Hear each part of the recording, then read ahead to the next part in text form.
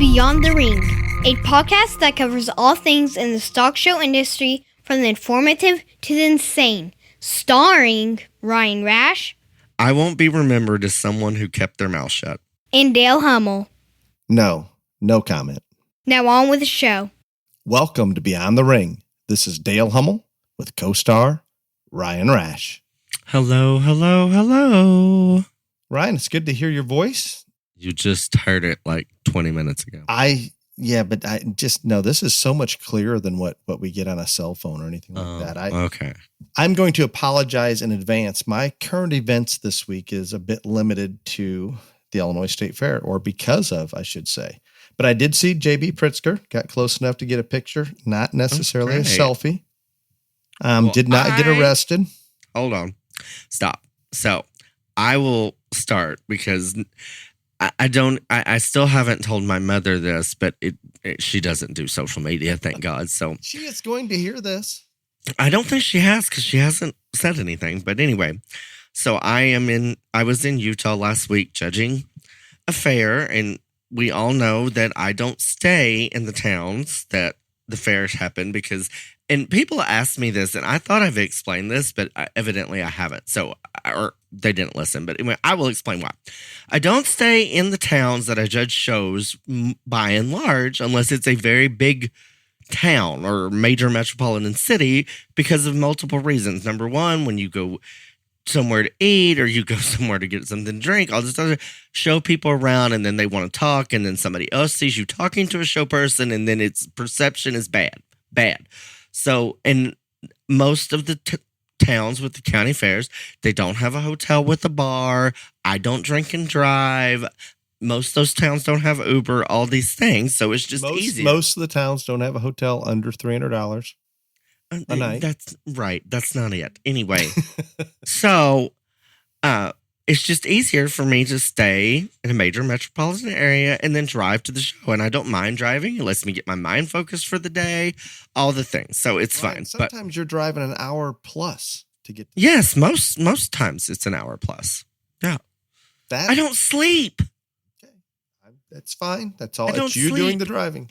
Yeah, exactly. I do find humor when the shows get you a hotel in the little local hotel. But I don't stay in them, so I mean, it's just what it is. But anyway, so I was judging this fair in Utah. I'm staying in Salt Lake. I get there the first night. Everything's fine. Same hotel I had stayed at when I judged the week before in Utah. I go to the show, judge the fair, come back, and Salt Lake City. I had been at the show all day, not heard any news, anything like that, like you at the Illinois State Fair. A whole 10-block radius around my hotel, you can't get in. Nothing. And so somebody had snapped me something about Biden coming to Utah and went, there's just no way. There's just no way. Well, I park in a parking garage. I attempt to walk to my hotel. They keep directing me around and around and around. Finally get there, and here's this first tent, and you have to prove that you have a key and all this other stuff, and they take your name and kind of wand you. And then I get up to where my hotel is barricaded. And then you have to present your key and your driver's license and all this other stuff. And then you go through, you dump out all your worldly possessions, take them through an x-ray machine. Then you get frisked, all this other stuff. They ask you your name, your address, what you're doing. Biden and I shared a hotel. Now, I don't know what I have done to deserve staying with Camel Toe and Biden, but now it has both happened. All I can come up with is God definitely has a sense of humor. No, it's your desire to stay in expensive hotels. That's it. That is it. Right. Okay. Did you Dale, do you know how many expensive hotels there are in downtown Salt Lake City? A lot. I do not. And this was not even the most expensive hotel by a long shot. I stayed in Salt Lake a couple weeks ago, and it was $150. It wasn't bad. You didn't stay where I stayed, but anyway. But this was not the most expensive. Did you get to hotel by a long see? shot. Did you? Get No, to see I did not. I got to see lots of Secret Service. I got to see lots of staff members. I did not lay eyes on him. And if I would have, then I would be in a holding cell somewhere still. So we were glad. I'm just curious. And when you called me about this, we were very conservative in our conversation. No, I didn't say shit. Text Yes. shit, put shit on, but nothing. I'm just curious how they monitor anybody in that hotel, if they're monitoring I'm going to assume they are, but maybe I'm wrong, because you made the point that you had been in the hotel the day prior or 2 days prior or whatever. You could have had anything and everything in your room already. Right. I mean, and again, I'm sure they didn't let out where he was staying, but anybody could have been in that hotel the night before. And I mean, there are people that travel with guns and all kinds of shit. And again, I have, on social media, on this podcast, whatever, I am been very, very vocal in my dislike for Biden and the administration. And I mean, so they don't vet who is staying at the hotel very well, because there was not enough questioning for me to feel like he was safe. Not that I was going to do anything, of course, but they killed some man 30 miles away in Provo. And I was gone. I didn't think that got much media attention, and that shocks me. No, I mean, I don't know that our listeners even realize there was a man that they were worried was going to harm the president. Is that and they shot him? Yes, and I'm home now. Him. I hear not shot him. They killed him. Yeah, I hear nothing. I thought maybe it was fake news story or something when it came across my phone, but you're right, it's real. Well, I'm gonna take this. Our governor, Ryan, and I know this is more local to Illinois, but our governor is not very popular amongst the conservative. And where he was giving his welcome to the Illinois State Fair speech, he does every year, about 50 yards from where our stalls are from the goat and sheep building. And he'll get a few people to come around there, but there are state police around, but the level of security is almost non-existent. And it surprises me a little bit. I can't. The other thing that shocks me, I can't believe that they let the president hang out on a public beach every weekend like he's been doing. Again. And you see people walking by. Obviously those people had to go through some kind of security like you did, right? Who knows? But I mean, you see him propped up under an umbrella, and in the same shot, you see other people's umbrella, and those aren't Secret Service standing. I don't know. It's wild. Think that all those people to get to that? I mean, I'm puzzled as well. I mean, it's very strange to me, but I'm glad you got to share a hotel with. I didn't get detained. I didn't get deported. Of course, this administration doesn't deport anybody. But did you go down to the bar? No, I did not. I didn't. I bet you could have found some Coke on the table or hidden. I went. That hotel has this really cool, like literally, you step out of the hotel, and you can. I mean, the next building, like it's not even across the street. The next building is this really cool bar called like the Red Door or something, I think. And it's very nice little hangout, and you see locals and whatever. And so that's why I stayed there. So I went there, but I mean, normally when I go anywhere, even down to the hotel bar, I got a purse and all this stuff. I took a wallet and one phone, and that's all I took with me. One phone. One phone. Well, in the bar next door, did you discuss what was going on? Oh, everybody discussed. Well, and that was the thing. No one was around the hotel. I mean, there were no crowds. There was no nothing. It truly showed me how disliked this person is. Because, again, Salt Lake has got to be the most liberal place in Utah, I would think. The only liberal place in Utah. And, I mean, there were no crowds around the hotel. There was nothing. I mean, and when I'm telling you it took 20 or 25 minutes for me to get in and out, there wasn't a line, of course, or anything like that. There was nobody standing. I mean, think about all these shots you've seen of Trump at Trump Tower. Even now that he's not president, there are people on the sidewalks lined up for blocks and blocks and blocks. Some people love him, some people hate him, whatever. There was nothing. And this is in a city that when you go to Utah, I worry for you just because of your sexual orientation. And I would think that would be a very conservative place outside of Salt Lake. And again, there was nobody there. No crowds, no nothing, nada. And the people in the bar were just like, I mean, they were all pissed off he was there because again, a lot of those people that go to that bar are locals and they had to park, 10 blocks away instead of and nobody knew. But I mean, yeah, it was bizarre. Bizarre. That's interesting. When you called me on that, it was interesting is a good word for that. Well, I'm on a personal note, I'm going to give you a little insight, and this is good for me. And Ryan, you get to you're out all the time. I sometimes get here on the compound, and obviously I'm traveling, but not nearly to the extent that you are. And I want to extend a personal thank you to the many listeners that took the time to introduce themselves to me at the state fair, show their appreciation for the podcast. It really inspires me to continue to do this, and it makes it worthwhile doing the recording each and every week. So I appreciate that, Ryan. I think you're probably experiencing that. There are very few days you're not out in the public. Would that be? This is very, very, very, very true. Very few days that So, I mean, I think I'm not saying you don't appreciate, I'm not saying any of those things, but yes, that's what you're saying. You're saying I don't appreciate. No, I think you're habituated to it where it's just become more normal, where when I haven't gone out for a while, it hits me pretty hard. And it's good. It's wonderful that we are touching some people out there, and there's a lot of people that look forward to listening to this podcast each Friday. My youngest daughter, Katie, while we were at State Fair, and she's the only one that we have showing, we, Ryan and I, in this podcast, we talk about the stock show kids and the showmen out there, and the time and the effort and the commitment, everything that goes into these projects. And it's very special for me as a parent when it's our youngest one that has a few years left, puts the effort that she did this year into her projects and had great success. Or great experience in both the goat and the cattle ring.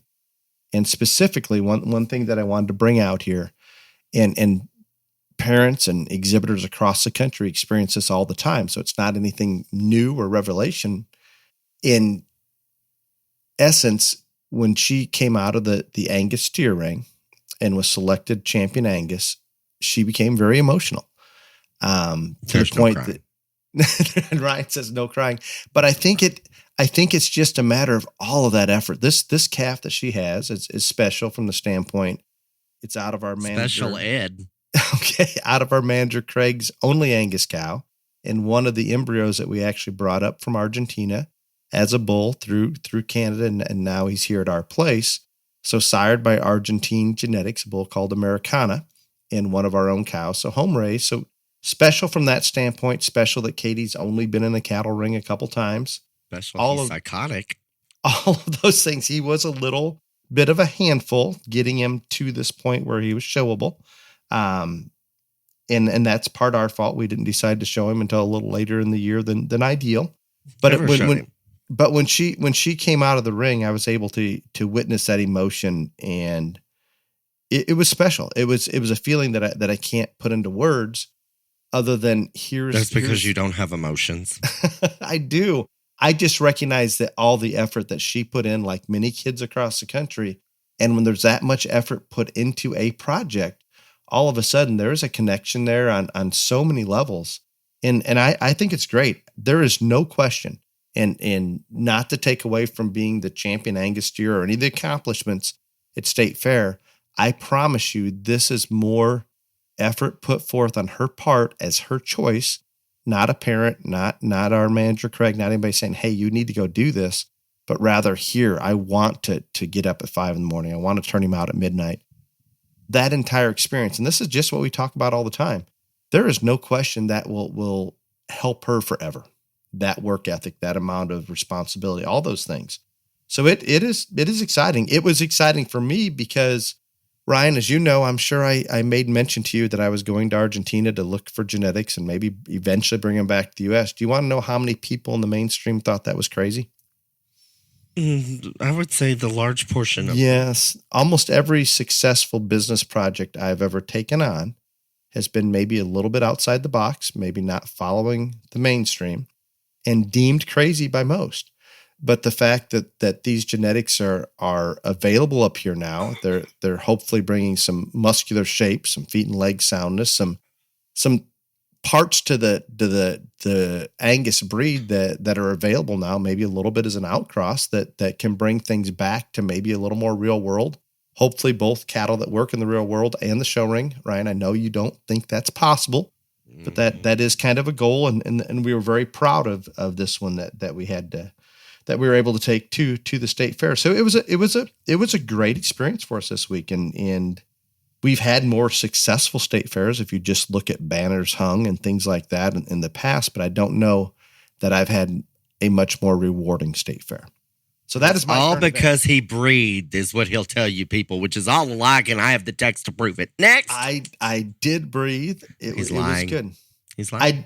Since I've been home, when I sat down here, I did notice, and it came across my phone, the tragedy in Maui, the fires that devastated the town of Lahaina. Biden is at the beach, Ryan, and leaves the beach. And what does he say when asked about the fires? No. Unbelievable. No, not just once. He said no twice. Nope. No comment. Mm-hmm. I mean, he's on the, he's been on the beach a lot. He was leaving the beach, getting in his motorcade, and they asked him, Mr. President, do you have anything to say about the devastation in Maui? And he said, no comment. And again, the press secretary gets up there today, and this is first. What is today? The actual date. I believe this is the 14th. The last press conference she had before then was the 27th of July. So we're over half of a month. She gets up there and she says that just as the beginning of the week that the president and the first lady are praying for the people in Maui, whatever. He didn't say that. There was none of that. No, there was nothing. Nothing. He has said nothing. No, and yet she said nothing the entire press conference about anything. Whatever. But yeah, no comment. And this, again, this is a terrible look for him because he is supposedly, his whole political career has been based on the fact that he's likable and he's a man of the people and all this other stuff. And he's compassionate. Yeah. Well, 92 people dead, an entire island ravaged. And I'm telling you, if any of y'all have not seen the pictures, it is horrifying. It is the greatest wildfire tragedy in the U.S., I think, in over a century or something. But there were lines, not in terms of acreage, but just it hit the death, town of in terms of death. The town of Lahaina is I mean it is almost gone. Now I pulled up, Ryan, a picture of the island, and it's a small part of how much the island is burned, but it was almost all of this one town in a few spots elsewhere. There is this on a highway. There is this row of car after car after car after car after car that all of these cars are literally completely torched. These people had to jump into the ocean to save themselves from being ravaged by this fire. No comment. That's what your the president said. No comment. Yeah. So speaking of that, Iowa State Fair, very, very popular for the GOP candidate. Yes, very. How'd you like the sign that Trump had flying over? I was at the Iowa State Fair a day late. I was there the day after Trump, so I didn't get to see anything. What was it? Be likable, something for DeSantis? DeSantis did not do well. DeSantis is not doing well. It's no. I saw the clip of him on a bumper car at the Iowa State Fair with almost nobody around. Maybe Secret Service pushed him back, but you made a comment to me earlier. How many people? Once again, again, I'm not quoting this, but what I was told is that Trump had close to 50,000 listening to him at the Iowa State Fair. But that's a lot of people. And I wasn't there. I don't know. That's what I was told, but it was from someone that was there. But anyway, Trump dominated the Iowa State Fair from what I understand in every way that you could. But would you not assume if he was going to be in the debate, he would come out and say that at this point or not? No, if you listen to the news and whatever, he's probably not going to announce till Sunday or Monday because he's holding off on signing the pledge. That's the problem.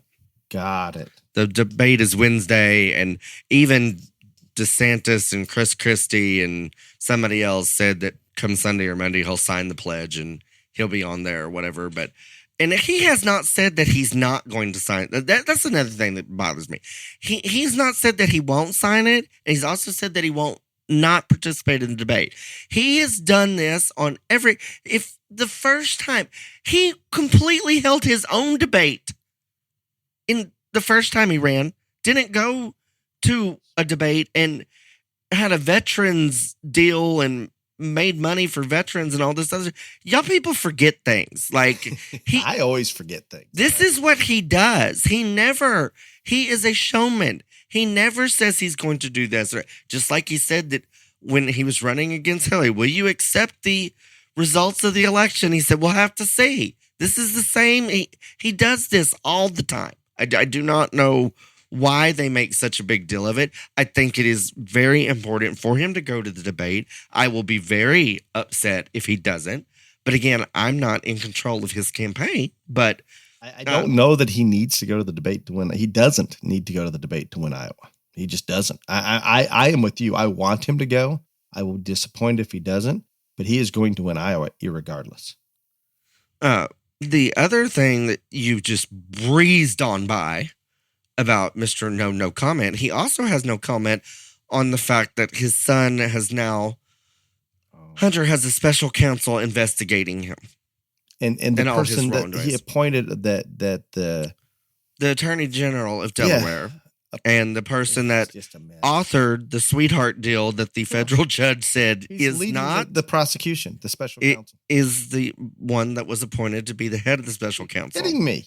And the only reason they're doing this is all this other shit went to hell and fell apart. So now they'll appoint a special counsel and they put Weiss in charge of it and all this. And so in 3 months or 4 months or something, he'll send his report to Merrick Garland and say, we do not find anything that needs to be prosecuted. Or push far enough for the statute of limitations to. Well, he's already done that and before. So there you go. But yeah. But so I want to circle back one moment. Iowa State Fair. There was another candidate, Vivek. I can't pronounce his last name or think of it. Ramaswamy, something like that. Oh, that guy. Okay. He was there rapping on stage. Oh, that's good. This is the Iowa State Fair. I don't think I would have rapped. No, and I like this guy's. When I don't like anything about him. You see, I don't mind his policy. I don't like anything about him. The little bit that I've heard. He acts like he's a game show television host. I can't. I can't take him seriously. This was not a good look. I cannot take anything he says seriously.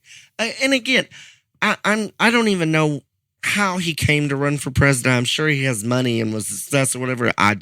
Very successful business. And I have to say that the little bit that I've listened to him, Ryan, take out everything else and just listen to the policy. I'm good with it. I'm not saying he's going to get a lot of votes or anything, but you're also good with DeSantis. That is as far right as Bernie has left. I can handle DeSantis's policy as well. I do not believe he's conducting a campaign or making himself likable enough, but I love his policy. I'm just as good with it. I don't think there's a big difference between his policy and Trump's policy. Oh, there is. I don't. Yeah. I mean, if anything, DeSantis is further right, is what you're saying? Yes, much further. Guess which policy gets my vote? Yeah, his. I know. That's why you're his boyfriend. This is very simple. What about the flash mob looting a Nordstrom in California? Yeah, how about that? $300,000 worth of merchandise. And are you serious if not that they were arrested, but if somebody happened to be grabbed a hold of by a police officer as they're leaving the store with all these stolen merchandise, do you realize that they can't even take them to jail or to the police station? I don't know what the hell they can do, but I think it's they can't do anything. They can write them a ticket and let them run off with their purses or whatever they stole. I don't know. I have a solution. Shoot them in the kneecap. The only way this is going to stop is if you give those security guards or the police or whoever. Yeah, the only way you're going to get them or to get them to stop, if you start shooting them, I'm not saying kill them, but I'm not going to go down that path.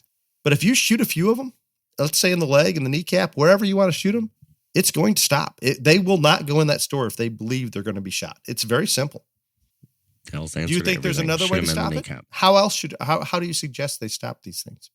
I suggest that they change the laws and they put these people in jail for. I don't think that when it's a flash mob, that many people at one time, I don't think you can. There is video coverage, sir. I saw that. Facial recognition. They can go find these people. Maybe a small You don't think percentage that of them. store had video cameras? I'm sure they did, but I think some of them were covering their face. Some of them weren't.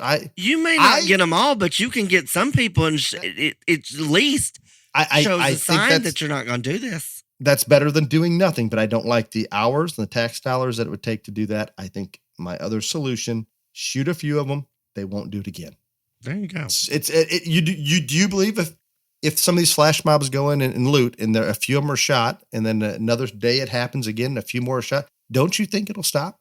I don't think that's probably against the law as it is the looting. But if you own that store, let's say it's a privately owned store that you're selling a bunch of $1 million purses, and you're in that store and a bunch of people come in to steal them all, and you would not want to shoot them? I think that if you have a store out there in California that has millions of dollars worth of merchandise, my advice to you is either move or appointment only. Yeah, and I think a lot of big cities are evolving to that. Let's say this store is in Crockett, Texas. It wouldn't happen. In Crockett, Texas, if you steal something, you're probably going to get shot. Yeah, and does it happen? Do you see flash mobs in Crockett, Texas looting? There's not enough people in Crockett, Texas to have a mob of any kind. It just won't happen because there is that perception or that fear that you might get shot. That's what it comes. And I think that's I know that's not very rational. I understand it's extreme, but at this point in our large cities, I am very serious. I don't think anything short of something like that is ever going to allow us to gain control and some sense of safety, of being normal, I guess, not in fear of looting or harm for yourself. All of those things. It's gotten too far. It is enough. How's that? There you go. So now that we've done all that and gone way too long for someone that didn't have current events, you had a lot of things to say today. Yeah, we went. This may be a record. Yeah, you had a lot of things to say. So anyway, BTRJLA. Today we would like to highlight the top 10 senior lamb individuals in the current point standings. And first is Mason Calhoun from Oregon. Second is Zachary Moore of California. Third is Isabel Lowry from Montana. Fourth is Lane Magerly of Oregon. Fifth is Hannah LaCourtour of California. Do you look at these before you read them? No. Sixth is Cadence Minor of California. Seventh is Kinsey Hoekstra of California. Eighth is Echo Bartles of Colorado. Ninth is Calden Healy Mitchell of Colorado. And 10th is Kinsey Brown of Texas. And so congratulations to those exhibitors. I want to give a shout out to Radiant Reds and the Elwood family from California for being the Region 1 goat sponsor. We appreciate them. Radiant Reds runs cattle and about 500 Bordeaux. They have 3 sides to their goat herd, weather dams, ABGA, goats, and commercial does. They also have a feedlot where they finish out about 500 wethers a year. At Radiant Reds, they focus on raising competitive goats that will also be productive breeding animals in both cattle and goats. And so we greatly appreciate them supporting the goat kids of Region 1.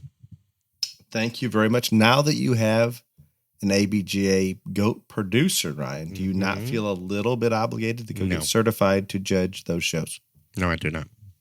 Remember the jacket you get to wear? Yeah, no, it's nice. I really appreciate Radiant Reds. Thank you. I do appreciate it. Thank you very, very much. Also, thank you, Showfresh H2O, for giving back to the junior stock show world. As many in the Midwest are getting home from their state fairs or still in their state fairs, it is no question, and I can use Illinois as an example, Showfresh H2O was out at many of the stalls being utilized to increase water consumption in the steer barn for sure. I appreciate the fact that they have a product out there that actually makes a big benefit, little investment for big returns, consider trying ShowFresh H2O. Available at your local farm store, local supply trailer, or order online at swampfox.com. Time for the main topic. Do the research. Do the research. Mm-hmm. Please take us into it, Ryan. What I love is I wanted this topic and Dale didn't like it, and now he's home from State Fair and now he likes it. So I don't know. But anyway. Well, I didn't dislike it. I just don't know. You must have caught me. I think you proposed this to me at a very bad time. Right. That's your excuse for everything. And again, I have decided that after this topic, I'm not coming up with anymore because all the topics you pick get way more rave reviews. So congratulations, buddy. This one's going to be the most popular one. You are now in charge of all the content because all the topics you bring up. 170 some ago, I ran out. Mm-hmm. No, one last week everybody loved, and that was yours. So there you go. Anyway, I think this topic is important, and it's twofold because again, in this year, and I am not pointing fingers at anybody. I'm not calling out people.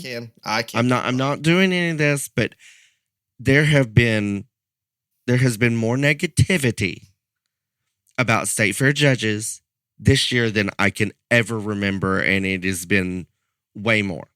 And when the fall is over, I will have judged at 8 state fairs, so I am probably included in that group that people are bitching about. And that's fine. And I'm not sure why a large group of these complaints come to me, and I know some come to Dale. I guess they think we can fix it. We can't, but we can talk about it. And the judge is going to be who the judge is. Why this is twofold is I think there's two things that need to happen. You need to do your research if you're an exhibitor or you're a parent of an exhibitor or you're a breeder, broker, whatever. So after that judge is announced, you do as much research as you can to figure out anything that will give you an edge. Equally as important, if not more, and Dale will say more, is the people that are hiring these judges need to do research as well. And we'll just dive in to both of those. But again, with all of the, I have had, and I want to say, the only state fairs that I have been at are the ones that I have sorted, and I have not watched anything else. I have not watched any state fairs online. I have not watched anybody else sort at the state fairs that I have been at. But all these pictures, all these things, all this stuff on them bent legs. I have seen some shit. I thought you were not going to get specific here. I didn't. I just said I have seen some stuff.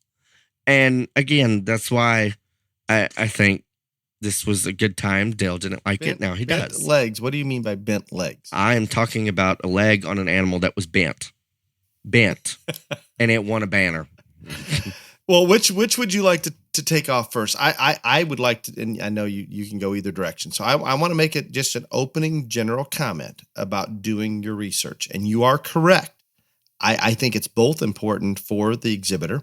Sometimes there's minimal you can do once you've already purchased the animal, and then they release a judge. This goes back to you and I preaching so many times.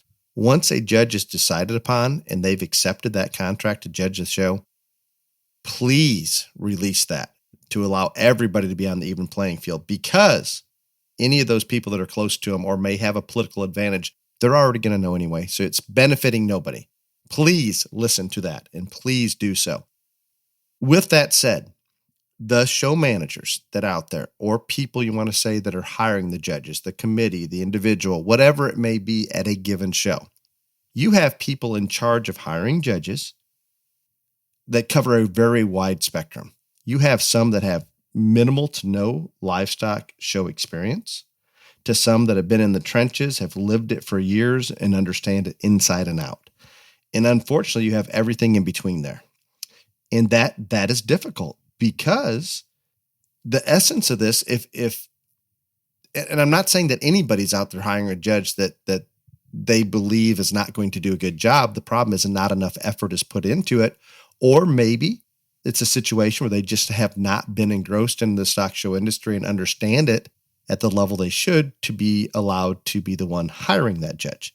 Now, this is going to go a little bit negative, but there are rainbows and butterflies at the very end for some of our listeners out there. I don't think so. But yes, there is.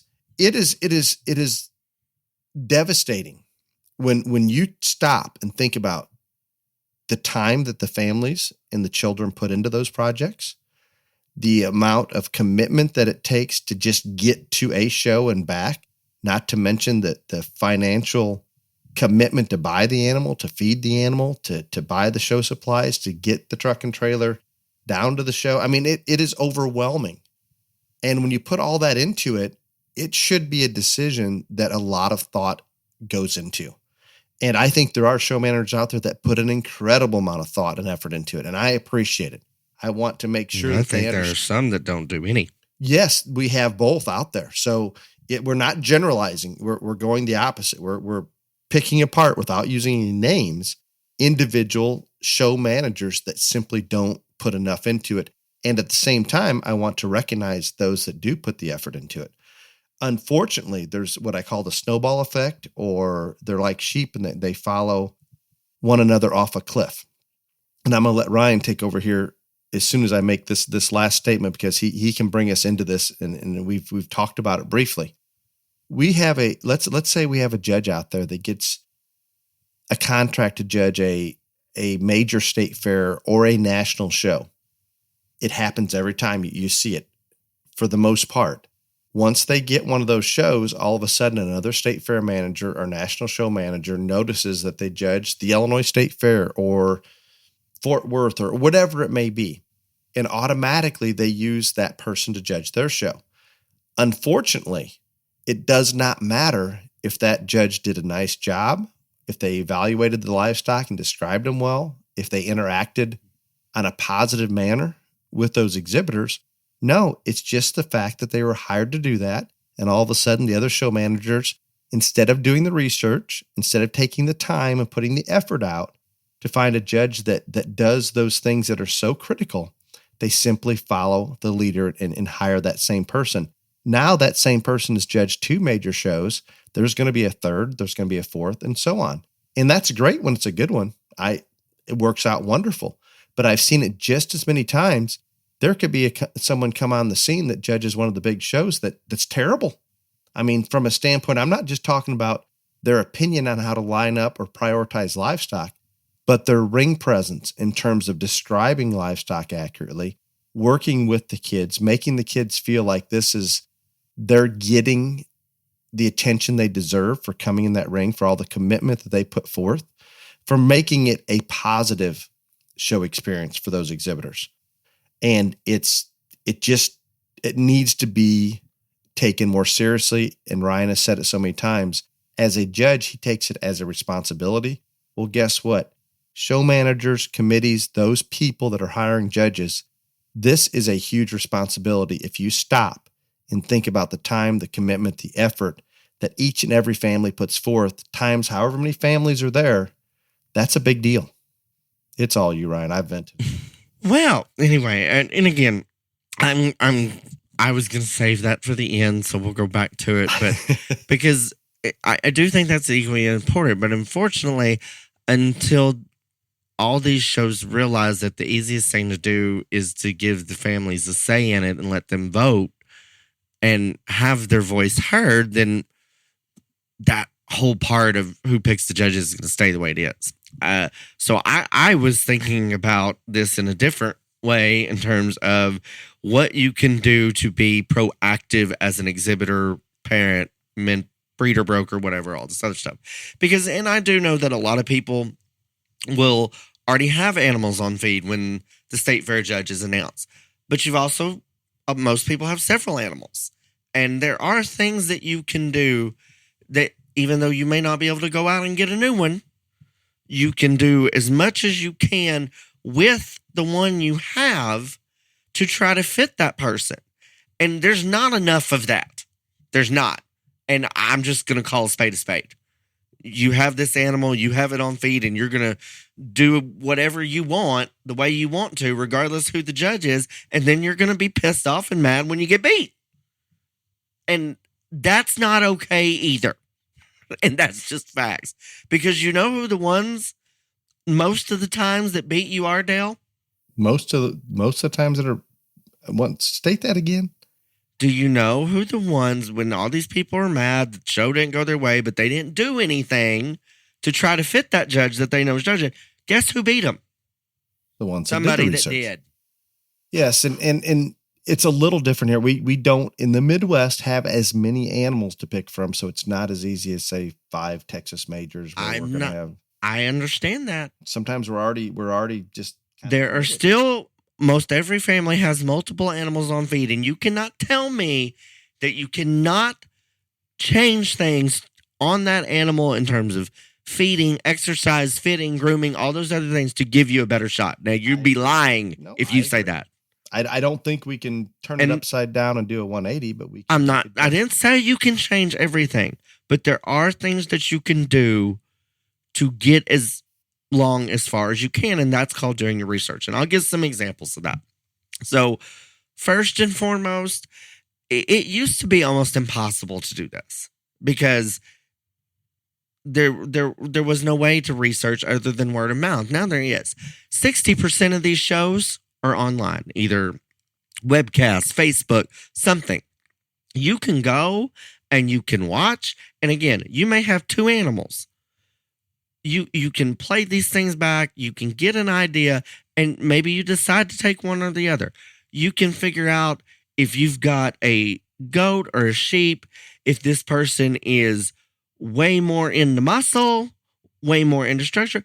You can adjust your program, your exercise program, all these things to try to get your animal enhanced as close to what that person looks for. These are things that you can do. And I'm telling you, the people that win consistently, that's what they do. And that's just the truth. I'm going to give an example. I was judging in Utah last week. I get done at the show. I'm walking to the car, not one, but 2. And it wasn't even walking in the car, walking somewhere because I had another show judge. Not one, but 2 families stopped me, introduced themselves. And they explained that they came to watch the show because I'm judging goats at the Utah State Fair, and they wanted to see what I liked or what they could do to improve on their stuff at home. Now that's logical. That's intelligent. But I agree that's intelligent. That's the top. That's why I'm having this topic. I know. I'm just not as many people do that. No, not always are you going to be able to drive to see the judge that is going to be judging your next show that you're targeting. But you can watch it online. You can. Absolutely. And probably not just one show, probably multiple. Multiple shows. And again, I know that when you're watching these shows online, it doesn't show every animal. It does this. You can still figure out a basis of what that person prefers. And every judge is going to give stuff away on the mic. And I mean, not give away, but if they're actually describing, if they talk structure, you could just listen and get an idea without even seeing it. Without even seeing the animals. They talk muscle, all of these things. In terms of, I'm going to give another example. I don't know how, and I know everybody doesn't have a podcast. I get that. But every judge that's judged at a state fair, going to judge at a state fair or major show, I guarantee you they have probably been on a podcast. They have an interview in Showtime's magazine or something that you can do research with. But for instance, me and Dale harps on me. But then when I do this, then he gets mad and tells me I'm going to get the shit beat out of me. We're at the county fair. I have said on here 1,000,000 times that if you don't know how to do fake hair on cattle or goats, then do not bring them into the ring like that, because I don't like it. I think it looks bad. I think it detracts from the animal, all this other stuff. So when I called this out on the microphone, they're like, you're going to get your ass whipped. I appreciate you doing it more than anybody, but you are upsetting a few, I promise. I am all in favor of it. And you are correct. It generally speaking, if not done well, it is a disadvantage. I have said this 1,000,000 times. They should know that unless they've got one of the maybe handful of people that I have, especially in goats, that I have seen that can do it and make it look nice and not like a cast and all this, then just do not do it to me. I'm telling you, I did a show. The problem is they're still doing it, is what you're getting at. Right. And they shouldn't.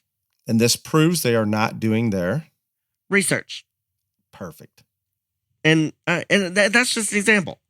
And I keep using me as an example, but like a lot of times, and Dale would agree with this, I would think that in Texas and Oklahoma, by and large, the sheep and goats tend to be leaner and a lot firmer handling than most places in the country. Would you agree with that? I cannot attest to the sheep side. I would say the goats. I don't know on that one. I'm gonna step aside because I'm probably too close to it to place judgment. Okay, well, since I judge in all of these states, I'm gonna say the animals that I judge in Texas and Oklahoma, especially on the sheep side, are much leaner and firmer handling. And so when I go to these other states to judge, I am saying a lot. And I just say it. I'm from Texas. This is part of it. All this other stuff. Well, if you knew that, then you would think that you would take your sheep and get that one as lean and firm as you could if you wanted to win. And there are lambs that come in at every single show that handle just like I want them to. So I know somebody has got it together or listening or whatever. But again, whether it's handle, you're not going to be able to take an unsound animal and make them sound. So if you've got one that is stout and muscular and all these things and not very sound, and you find out I'm judging, there's not a whole lot that you're going to be able to do. But there are things that you can change on every single animal. Little things, from a clip job to a fit job to an exercise program to feeding. Some people like them like steers with a lot more finish. Some like them with less. All these other, there's a million different little tweaks that you can do. It may not take you from 6th to grand champion, but you might get 2 spots better than what you were. And that is what needs to happen. And I mean, if everybody would take the energy that they are using to complain about what happened after the show and use that energy to try to tweak theirs and do the research to try to get theirs as close to what that certain sorter wants, you're going to be a lot better off. That's simple. And think about all the effort you put into it. Why not make those little tweaks? You've already done so much in terms of the purchase, the time and effort, all that's going. You're not going to put a lot more time into it. You're just going to take a little different direction to try to make sure you're giving yourself the best chance possible under that specific judge. Yeah. And some of us are stubborn enough. We're going to feed, fit, manage exactly what we like rather than trying to fit the judge. That's fine. Stand on your principle, but don't expect to get along maybe as well. And I agree with that. I know a lot of people that do not have it in them to put one on feed that they aren't absolutely in love with because they know XYZ is judging and all this other stuff. And this comes a lot from my Texas background because by and large, we know who's judging before and we can buy one. And Texas and Oklahoma, more so Texas, compared to the rest of the country, Ryan, the families down there, and this hit me a long time ago, and we've talked about it. They're more concerned about knowing what type that judge wants than they are if it fits their personal preference or any of the. They just want to know ahead of time, this is the kind of animal we're going to use. Outside of that, and it's changing ever so slowly, we still think there's this perfect animal that all the judges are going to land on. That's just dream. It is. Anyway. But that is, it seems like there's more complaining that they didn't use the right type of animal rather than they weren't consistent. Right. And in Texas, it's more about being consistent and predictable. Outside of Texas, everybody's still looking for that perfect animal.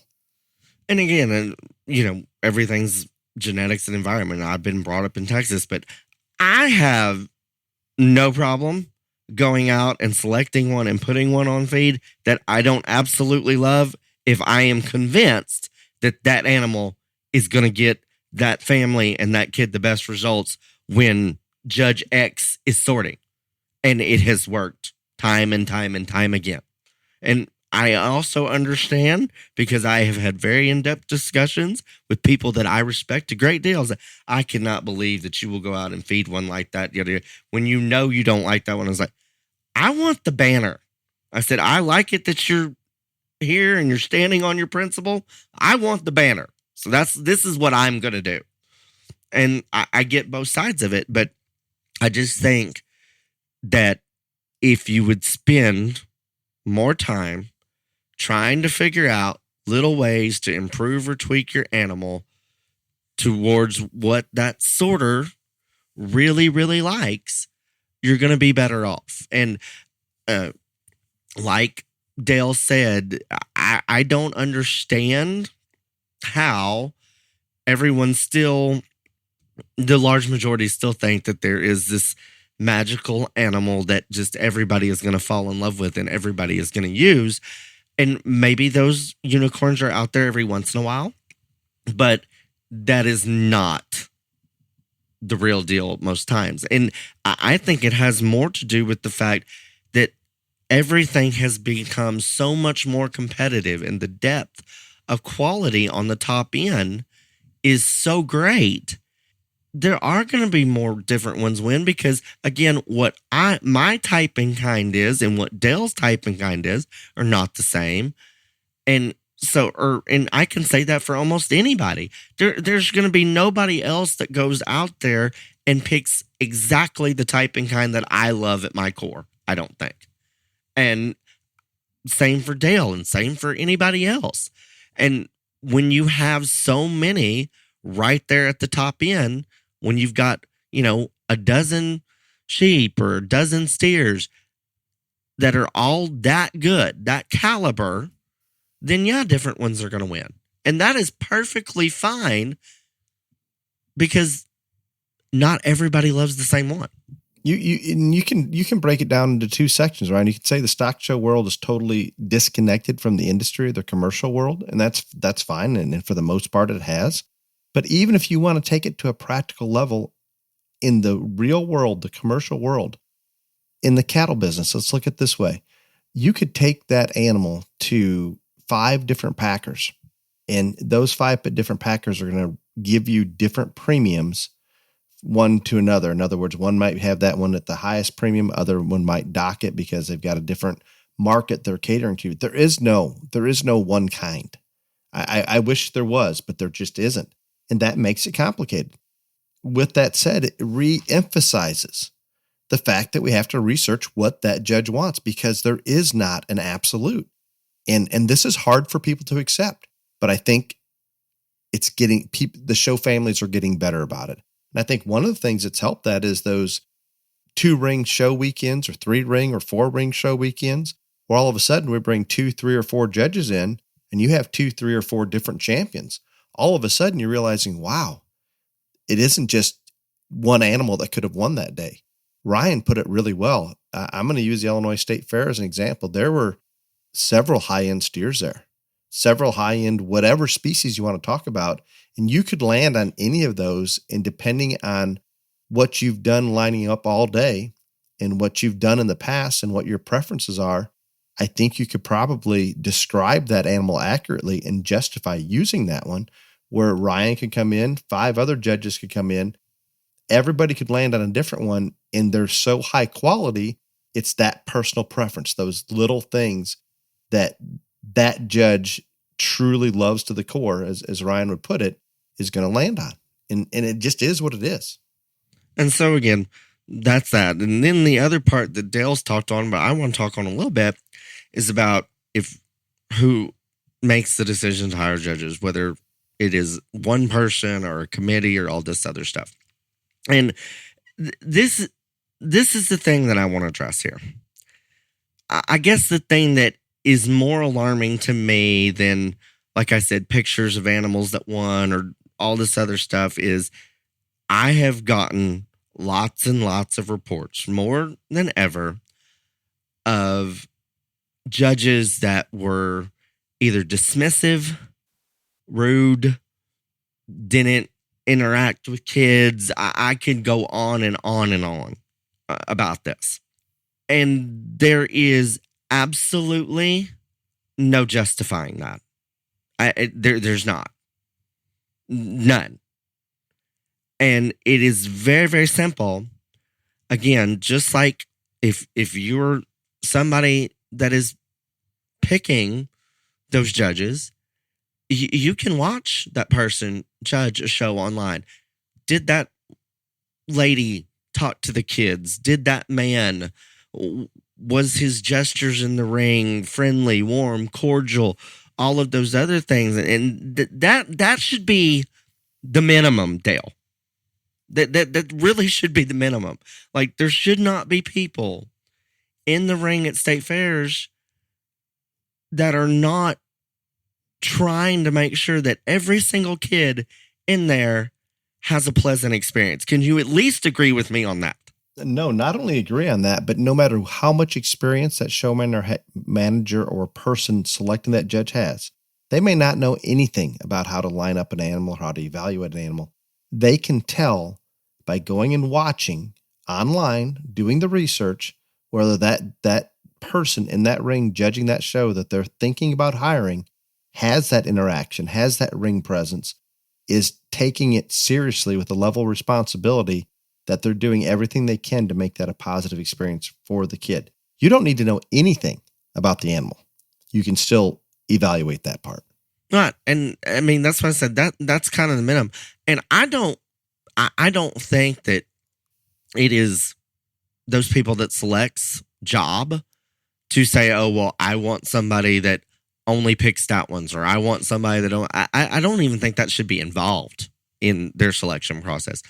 But at the minimum, it should be someone who is kind to the kids, wants everyone to have a positive experience, all of these other things, takes it seriously.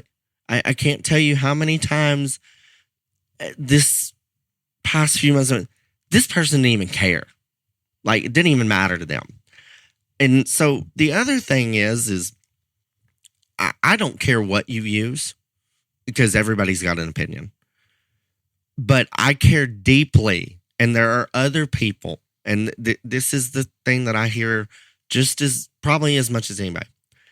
That person could have been talking the animal that was first or the animal that was 10th, because nothing was relevant. It didn't matter. It didn't fit. All these other things. They were just saying things to say it, or, reasons were bad. They weren't professional. They were rough. All this other stuff.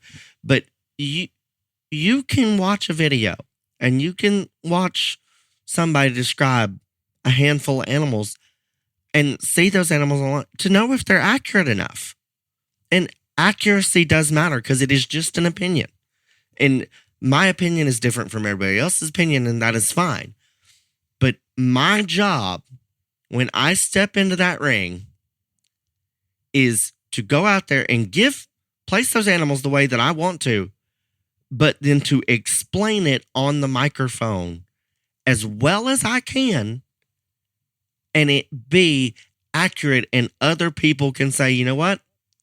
I can see that. That is what you're supposed to do. And that is lost in translation so many times. It is. And I'm not saying it's an easy job as a show manager, but Ryan, why do you think show managers don't take the time? And again, we're just talking about some of them. Do not take the time to research and do that homework and reach out and try to find the best they can. Why do they just grab a name out of the midair? I do not know. And it doesn't matter if it's one person or it's a committee of people or all these other things. I have never understood it. And again, I am not saying that everybody has called me or texted me or snapped me after every state fair saying every judge is hideous and no. But I am saying the complaints have been more this year than ever before. And again, that's why we're just trying to have this topic out there, is like, everybody's got to do research, and I don't understand why they don't research those things more. I think a lot of it has to do with what you said. Well, Ryan judged 8 state fairs this past year, so we'll hire him, or, whoever. And I can't tell you, and this is at every level. I can't tell you the number of people that will either reach out to me and want me to judge a show, but in the ones that I do go, they know nothing about how I judge, what I like, anything. They just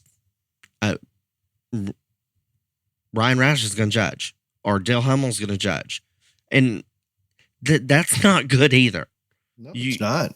You need to do research on that person, because again, just like we talked about a couple of weeks ago, if you need somebody that's timely, if you need somebody that needs, stretch things out, these are all things that can be easily researched and identified, so that your exhibitors and your families and your show has the best experience for everyone. No, it is simple. And unfortunately, when we go back to that whole thing that they saw that a certain person judged a show, and I'm not saying as a committee, and I have several, every week I'll have several inquiries from whatever show across the country. Hey, are you available to judge? And if not, can you give me recommendations? And I know, Ryan, you don't like to give out those recommendations. I do not like giving out recommendations. So when I stop and think about it, it's not easy. And I'm engrossed in this as much as anybody, and on especially on the goat side and even a little bit on the cattle side. And it's not easy because those that are truly capable of seeing the differences, and it's almost second nature to them, and they can describe them accurately. They have a type and kind that they're very passionate about, that they're seeking in that show ring and committed to, are people that have been in this game for quite a while. They've been raising, judging, whatever it may be, a significant amount. And those people that are really good at it, there is no way that they're not tied to or doing business with others in the industry. And that just is what it is. You aren't going to find very many that aren't. And there's nothing wrong with that, as long as they leave that on the sideline when their buddy comes in the ring. And that's easier said than done. It just is. And unfortunately, I see in my lifetime more of that not being left outside the ring and using your buddies for A, B, or C and trying to justify it. And unfortunately, once they let's say they're at a state fair and they use their buddy and they know they should not have. That was not the one that they would have normally used out there in that ring. Wasn't the best one in their mind, but they did it anyway. And then all of a sudden, because that show manager didn't research and didn't understand this happened, and it's hard to always know these things, they get the next show. And all of a sudden, they've just committed a crime, in my opinion, literally, to all of those people that put so much time and effort into their projects. It's nothing short of a crime. And all of a sudden they've done it and they get asked to do another big show. And it's almost like giving them a green light to go out there and be political, because it doesn't matter. We're still going to get hired. It all circles back around to not having the research done, not allowing enough exhibitor input that we've talked about many and many times. And it's that simple. I think it's a difficult job. It really is. I like giving some of the younger judges a shot to come in, but I've seen enough this year as well that sometimes it's a total train wreck. It's difficult. And unfortunately, I just want those managers to do the best they can. It's not always going to be easy, but let's try to do better. That's kind of our common theme, and it just is what it is. No, that's the thing.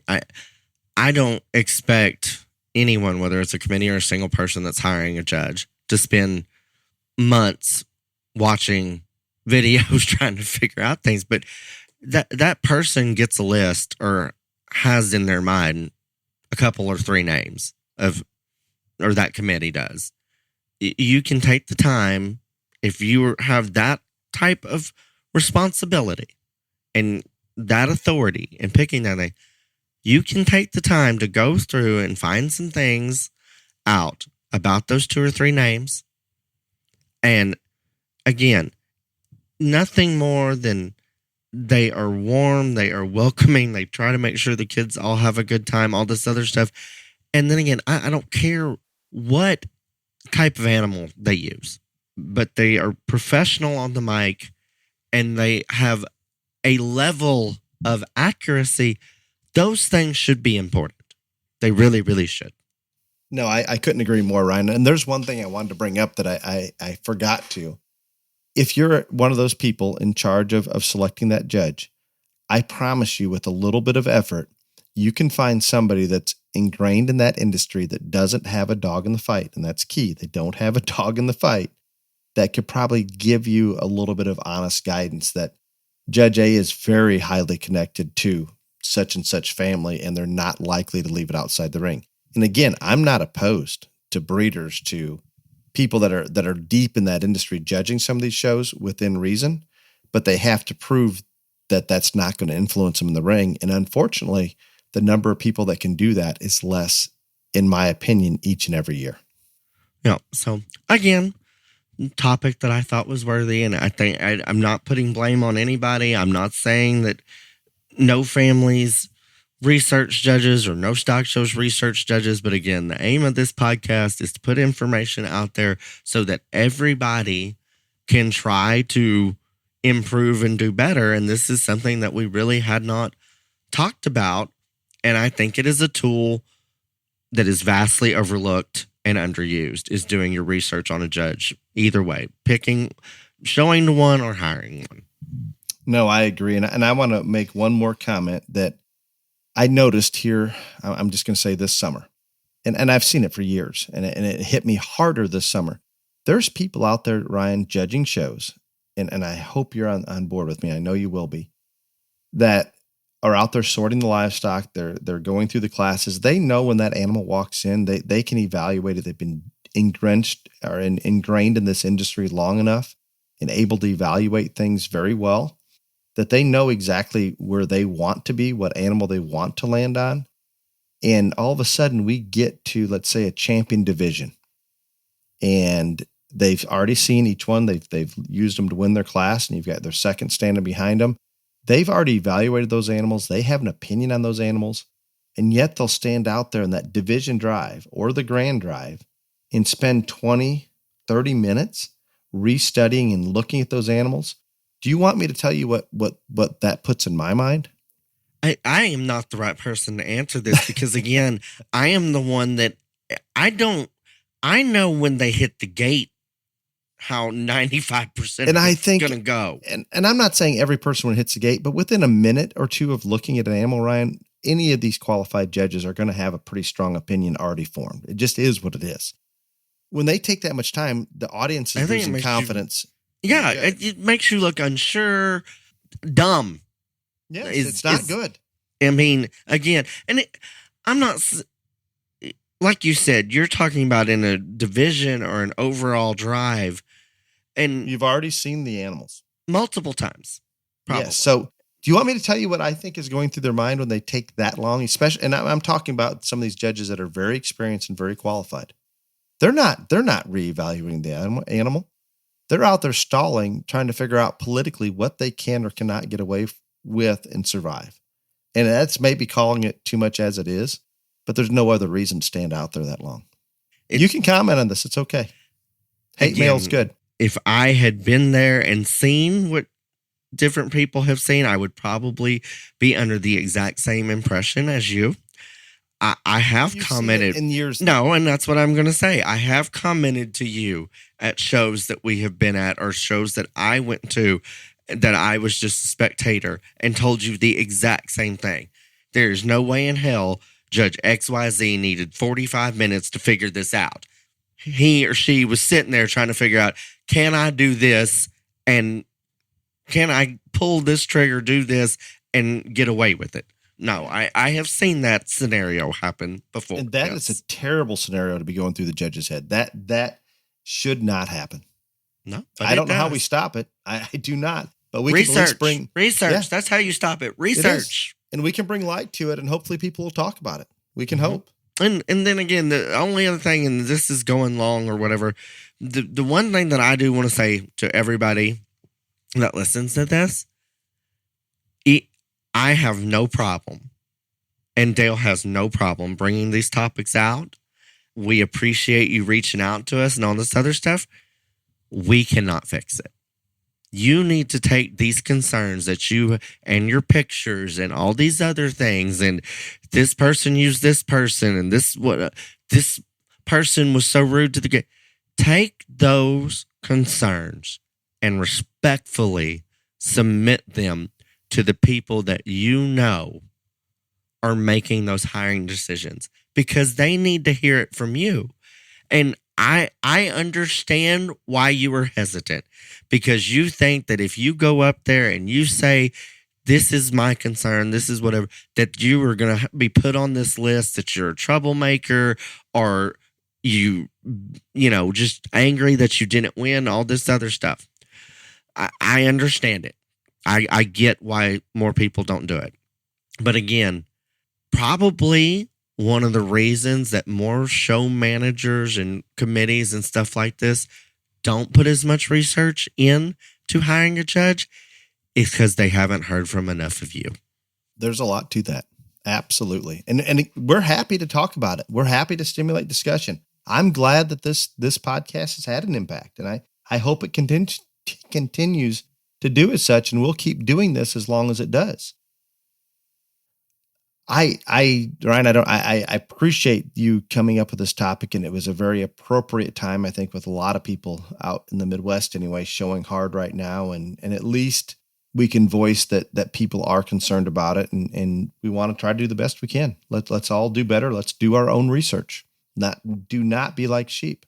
There's a dairy barn or dairy building at Illinois State Fair. They have ice cream, cream puffs, the butter cow. Have you ever seen a butter cow, Ryan? I have.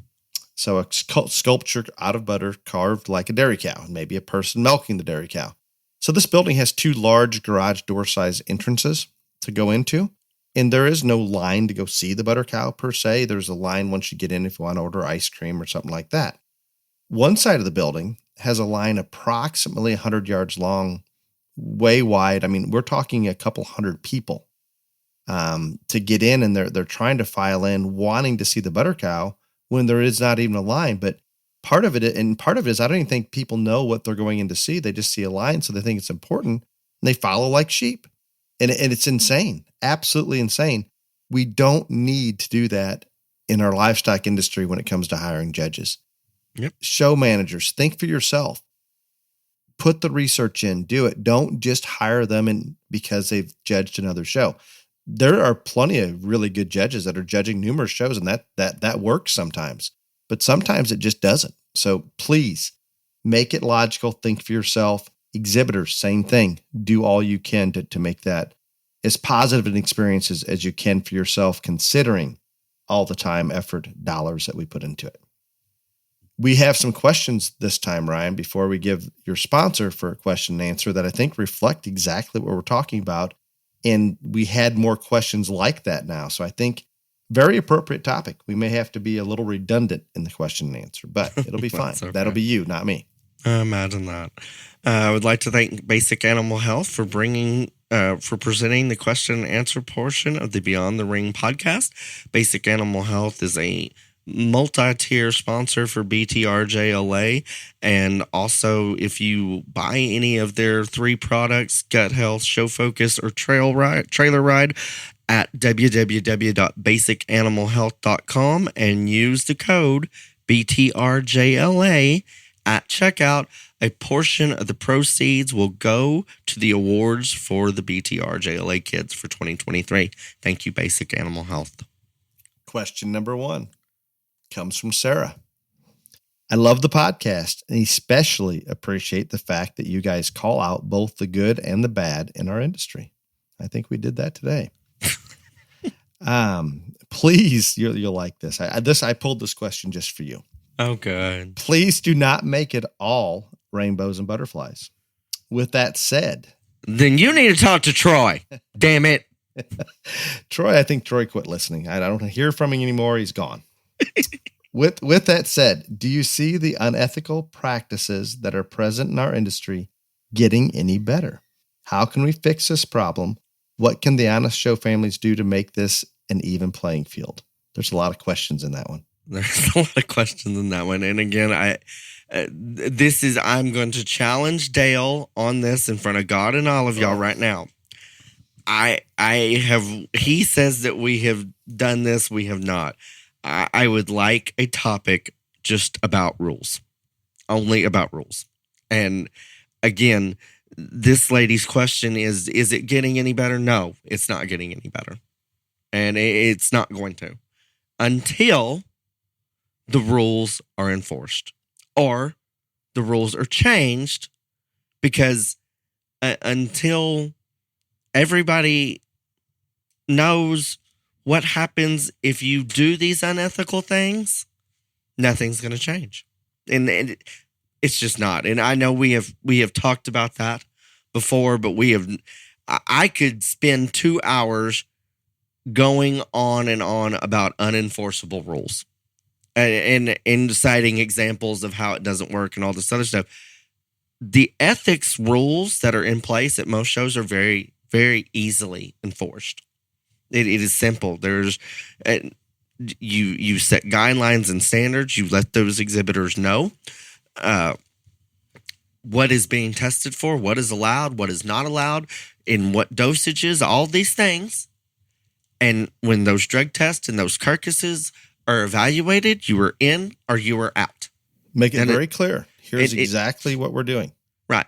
And I mean, and I think you say Banamine, whatever, all these things, the rules are general. You can't do anything that isn't FDA approved. All this. No, just lay it out there. And those rules are easily enforced. And I think that they probably are enforced more than what the general public knows. But because you're dealing with minors and you're dealing with kids, nobody says that XYZ got kicked out for ABC. And I have been one of those kids. It was a national scandal, all this other stuff. I have been that poster child. I don't want any kid to be that poster child. I don't want any kid to go through what I went through. But this other that we're doing is not acceptable either.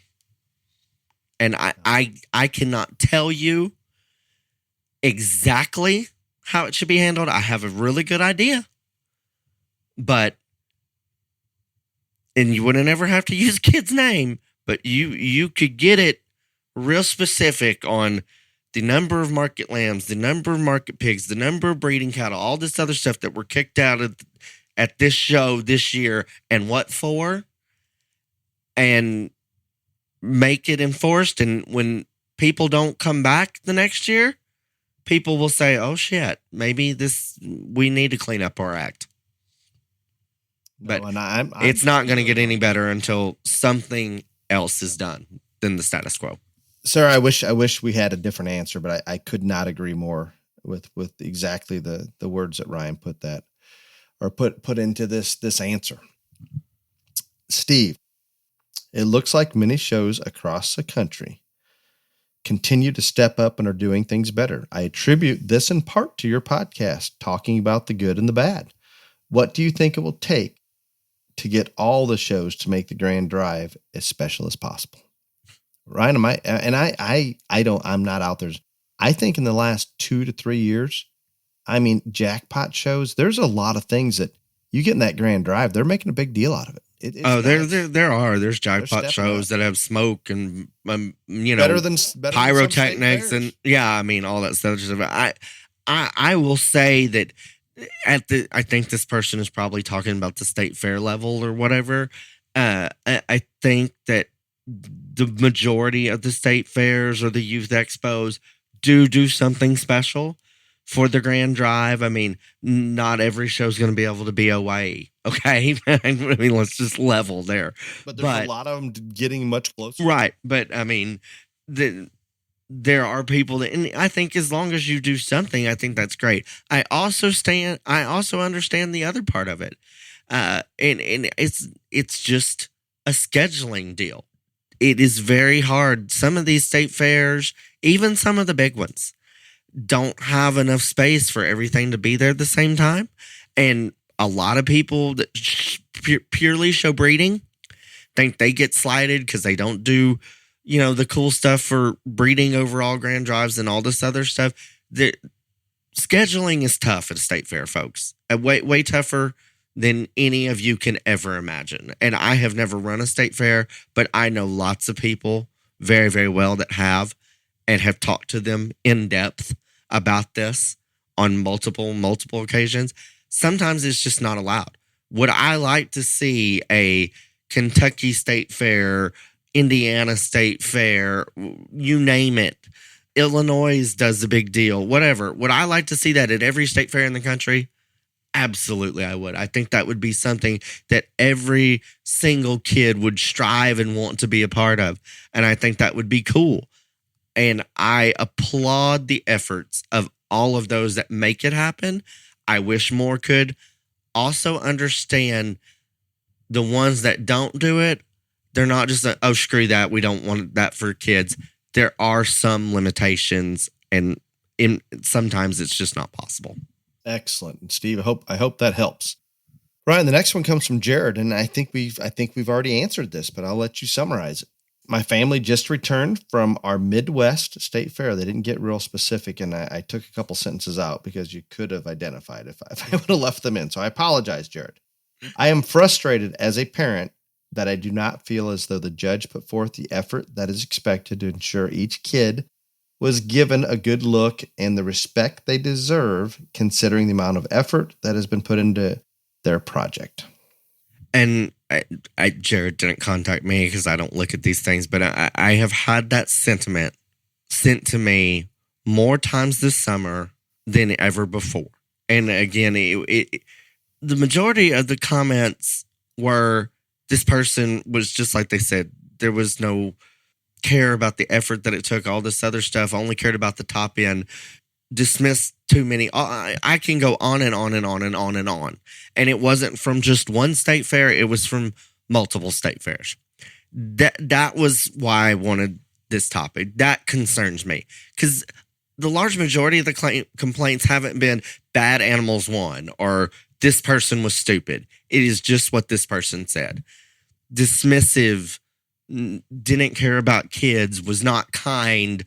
And I think that maybe we forget, if you're not actively doing it, if you are not the person that is actively paying the feed bill, all these other things, or spending 8 hours in the barn a day with your kids, all this other stuff, I think sometimes we forget how much effort, whether you are last or supreme champion, that it takes to get an animal ready for a state fair, from the time you purchase it to the time you take that trailer through the gates.